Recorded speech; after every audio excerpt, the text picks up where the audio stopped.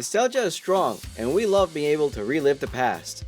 You go online, you buy a thing, you get a thing, but the thing doesn't work. And that's what happened to my client when he bought the Dreamcast in this box and came to me to figure out what's wrong with it and fix it up for them. Hi, Pedro here, and today we're going to repair the Dreamcast that's inside this box that came pre-installed with the Retro Gem.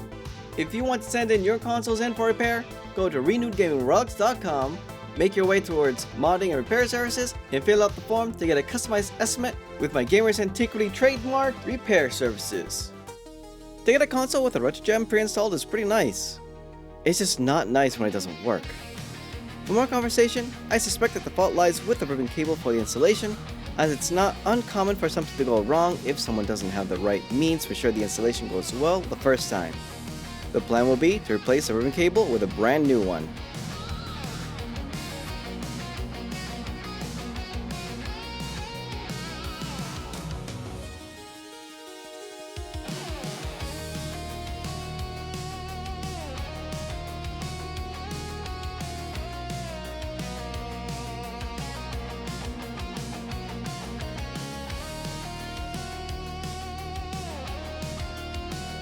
The first thing I noticed is that we're missing the plastic shield for the power supply.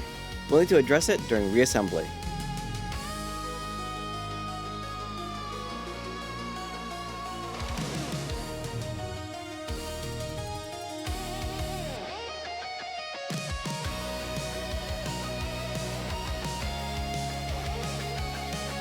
The heat shield trimming has sharp edges that have to be smoothed out, as it can unintentionally damage the ribbon cable.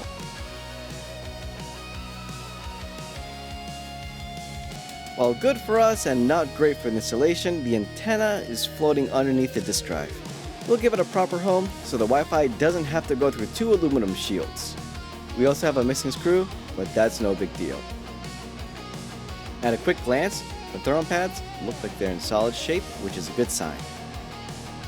Looking at the solder joints without a microscope, the cable looks fairly secure, but the welds could be much better. The board is otherwise very sticky with flux from the installation. That can be a problem if it's not a no clean flux solution, and will be cleaned off.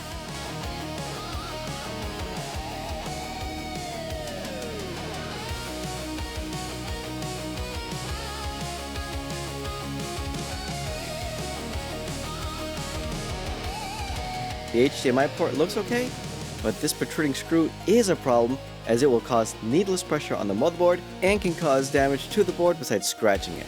Another fix to do.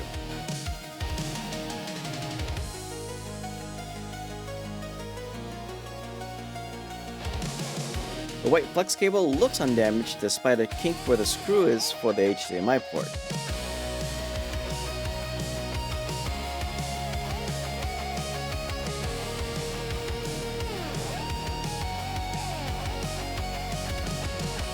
We'll take a look at the gem configuration later.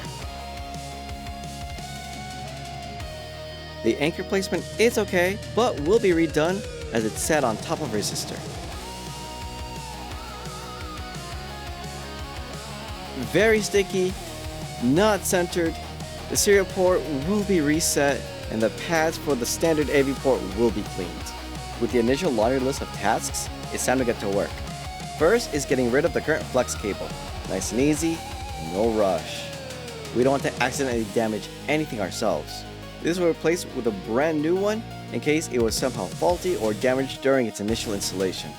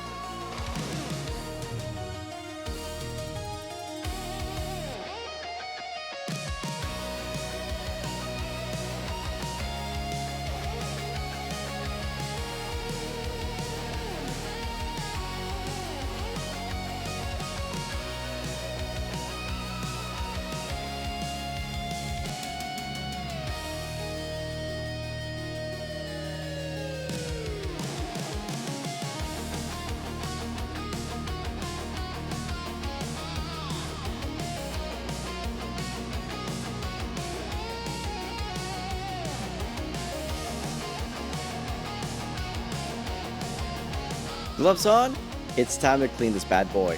While the rose and tree resin that makes up flux isn't corrosive or necessarily bad to leave on the PCB, in fact, the resin itself adds protection. It just doesn't look good and is sticky. It's the additives used with it to make it a paste or kept as a liquid that may be harmful to a PCB. No Clean Flux is formulated so that you don't need to clean it off with IPA as it won't corrode the PCB. Flux that isn't No Clean can have compounds that can corrode the PCB and must be cleaned. One toothbrush, a bottle of IPA, and cotton swabs will take care of what we need. I thought about using the ultrasonic cleaner, but that'd be too easy and a deep cleaning was not asked for either.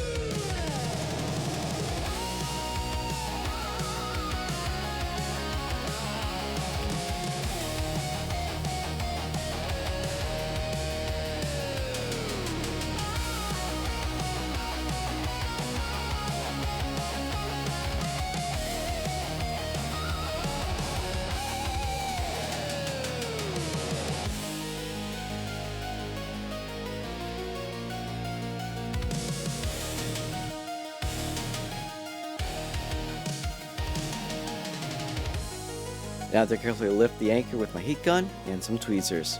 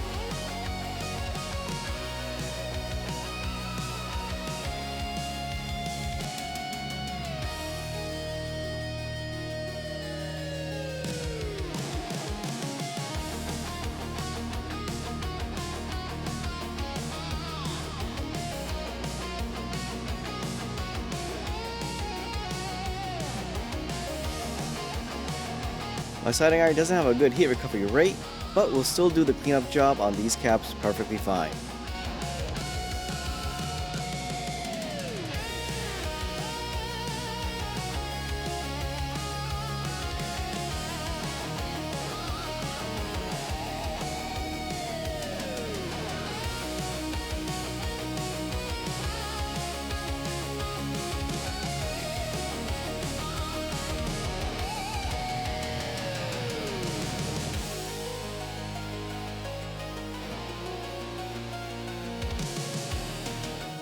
Some more cleaning because it's incredibly sticky.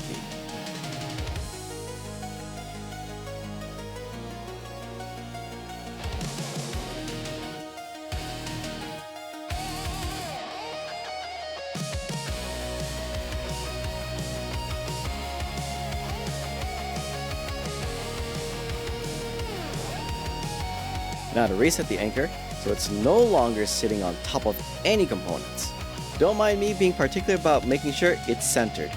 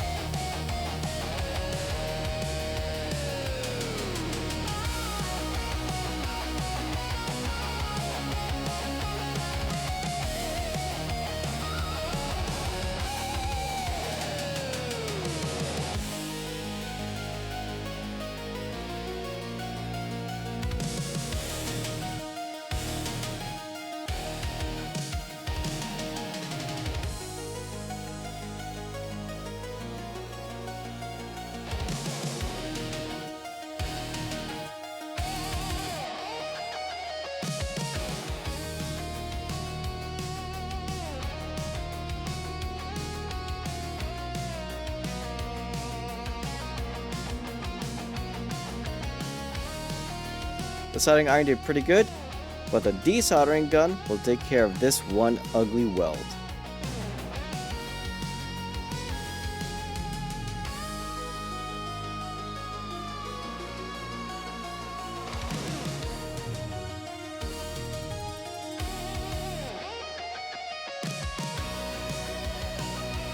Don't worry, Pads.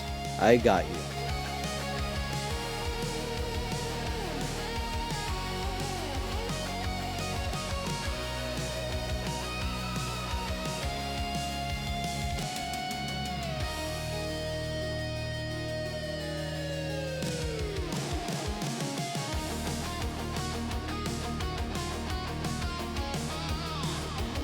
Nice.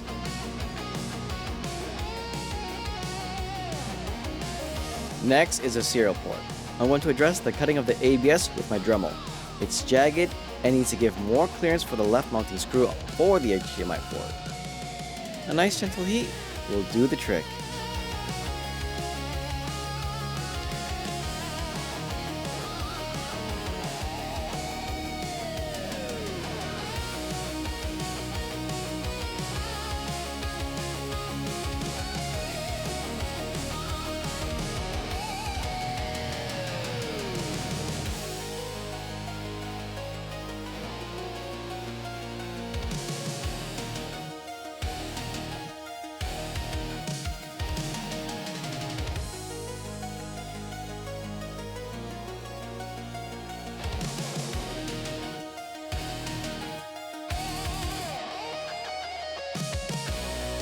It's very gross under here.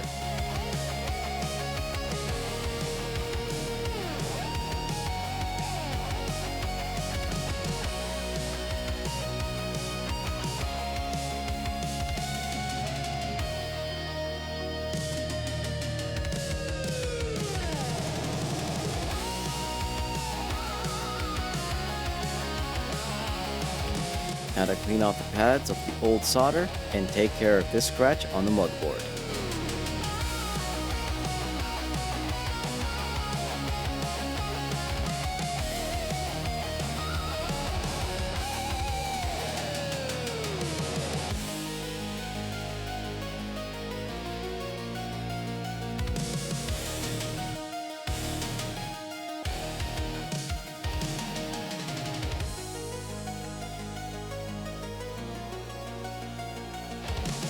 All nice and clean.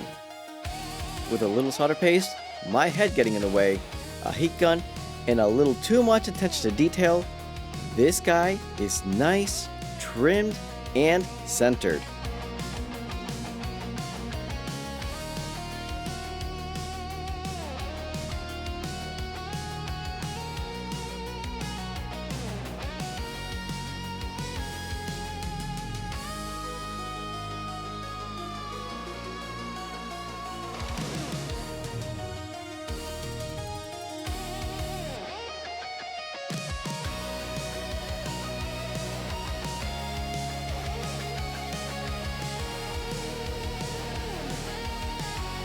So sticky.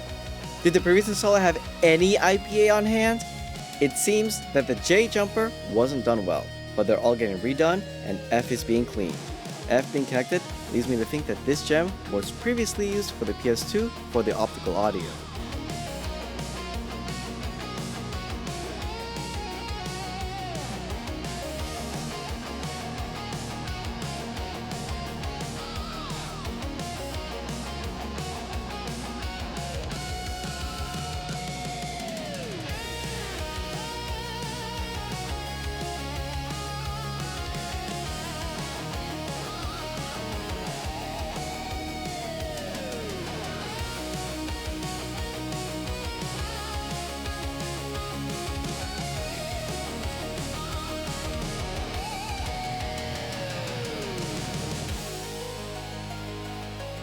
A fresh new cable.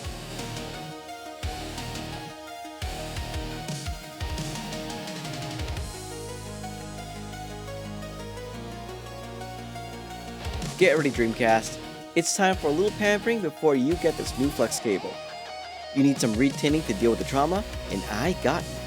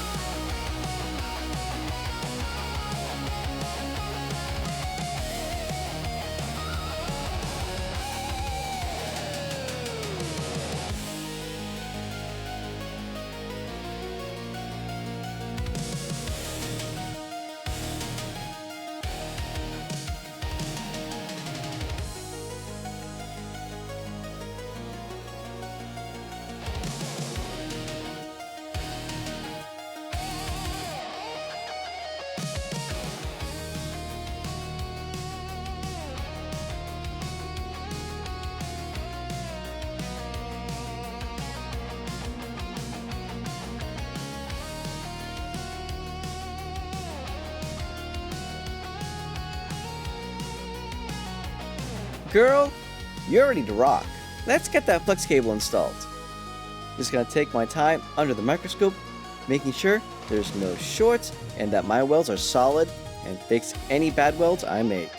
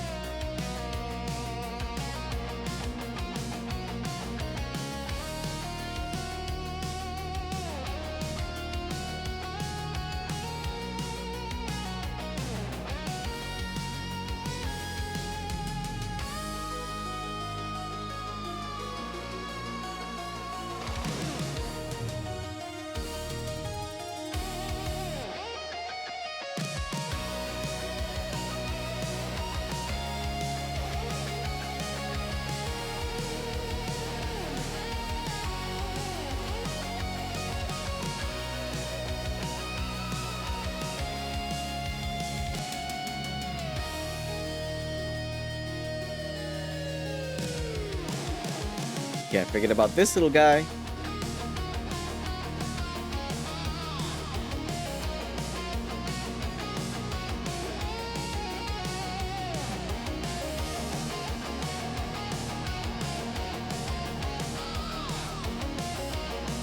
Done.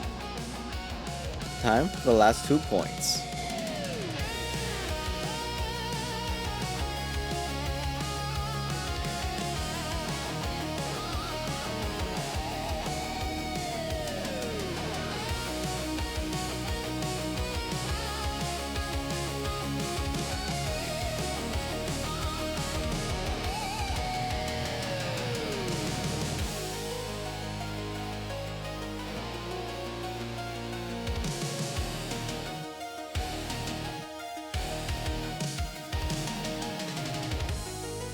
A little more wiping down, and we're ready to reinstall the Retro Gem.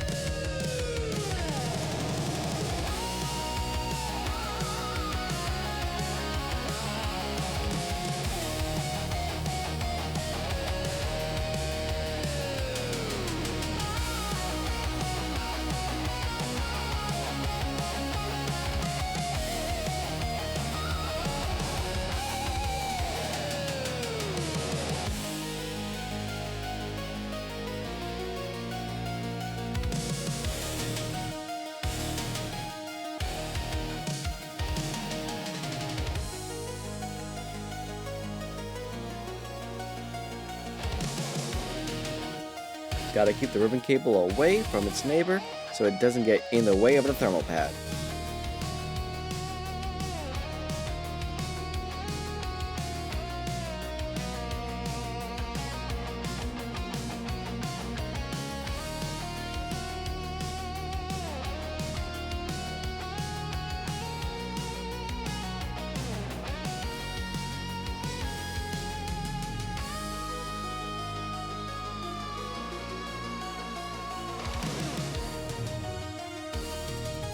Now to dry fit and reassemble.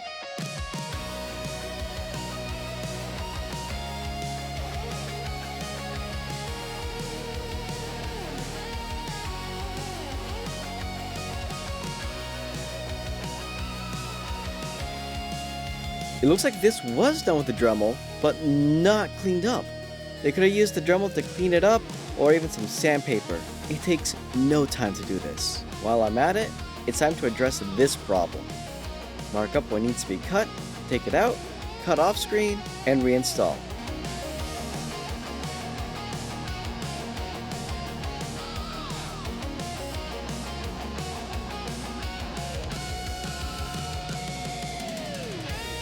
Perfection. The burrs are smoothed out, so let's finish up.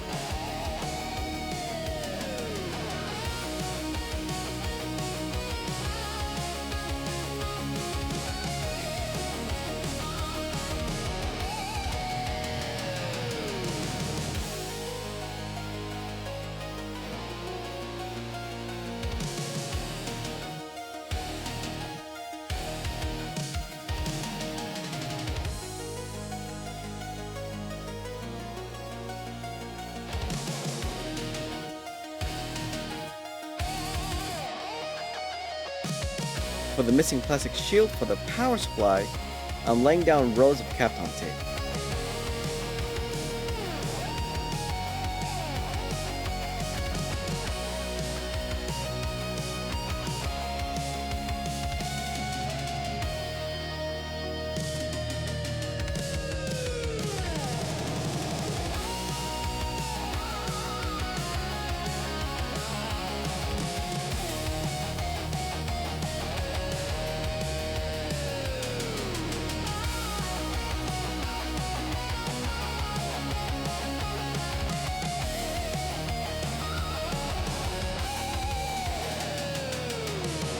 Reassembly complete. And now to make sure it works, and if not, then troubleshoot other possible issues.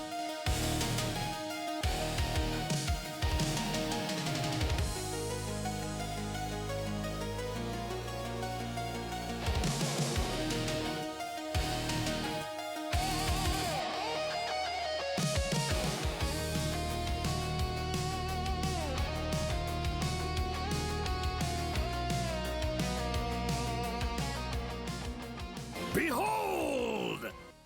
Now to set up the Retro Gem real quick, make sure its firmware is up to date, and make sure the shelf check shows all hearts. My client got himself a Dreamcast with a shiny licensed Retro Gem.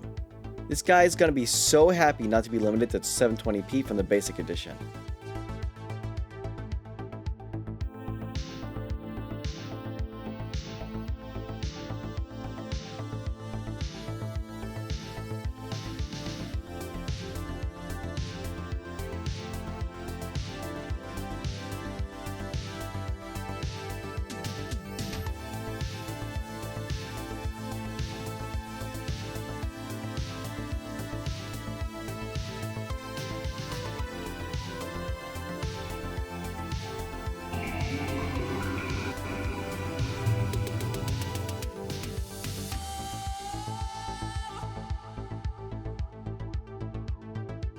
Set the date and time.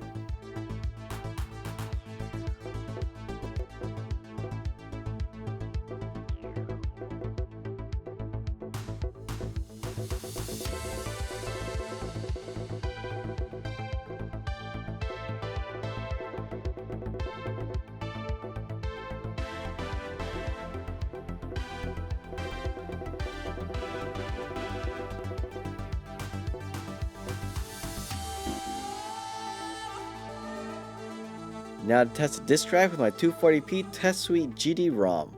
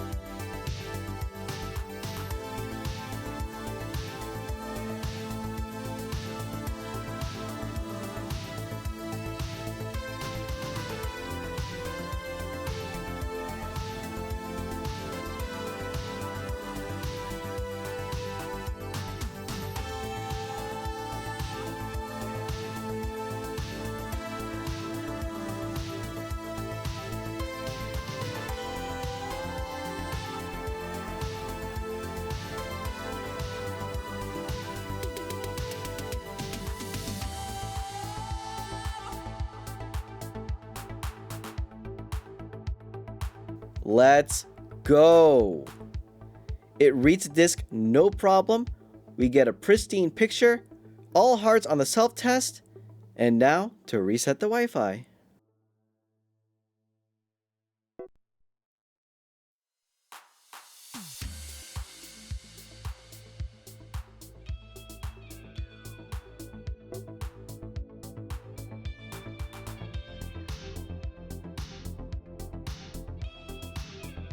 Job is done, case is closed. While there were a number of small things, the flex cable is definitely the main culprit. With that, let me know how I did down in the comments below, and if you want me to fix up your stuff, head on to renewedgamingrelics.com under the repair and modding services, and I'll see you in the next one. Bye bye!